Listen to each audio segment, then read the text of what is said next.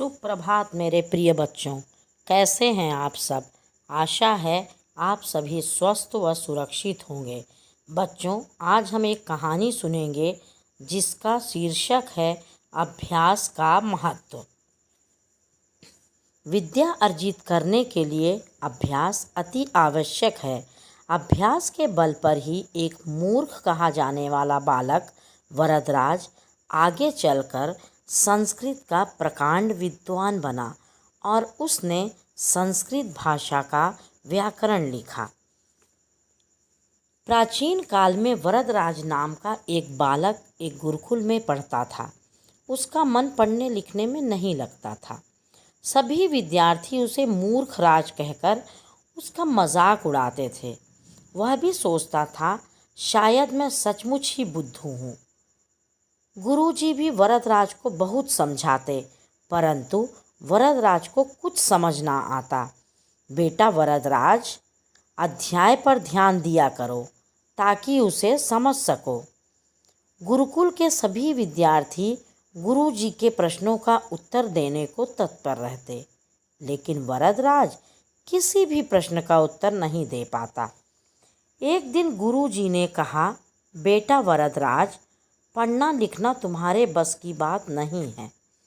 तुम अपने गांव लौट जाओ और पिता के काम में हाथ बटाओ।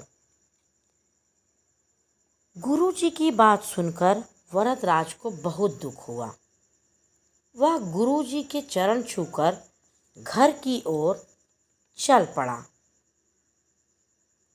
वह गुरुजी के चरण छूकर जब घर की ओर चला तो रास्ते में वह सत्तू खाया और पानी पीने के लिए एक कुएं पर गया। कुएं की जगत पर घड़े रखे थे जहां उसे गड्ढे दिखाई दिए।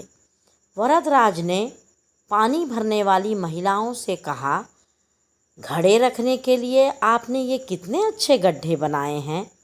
महिलाओं ने कहा, यहाँ हमने गड्ढे नहीं बनाए हैं, ये निशान घड़ों के कारण स्वयं ही बन गए हैं।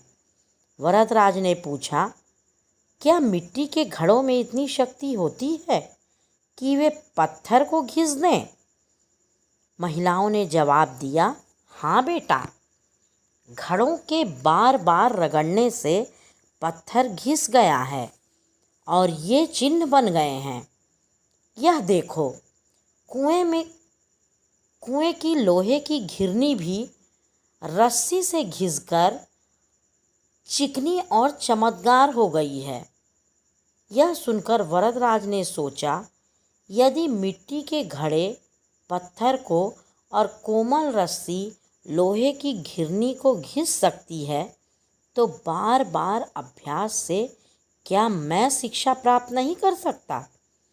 कुएं के पत्थर और घिरनी को देखकर वरदराज ने एक संकल्प लिया कि अब मैं खूब परिश्रम से पढ़ाई करूंगा और बार बार अभ्यास करूंगा। वरदराज गुरुकुल लौट आया। उसने गुरुजी को अपने मन की बात बताई और अपने संकल्प की यह बात बताते हुए उसने गुरुजी से यह प्रार्थना की कि उसे एक अवसर और दिया जाए।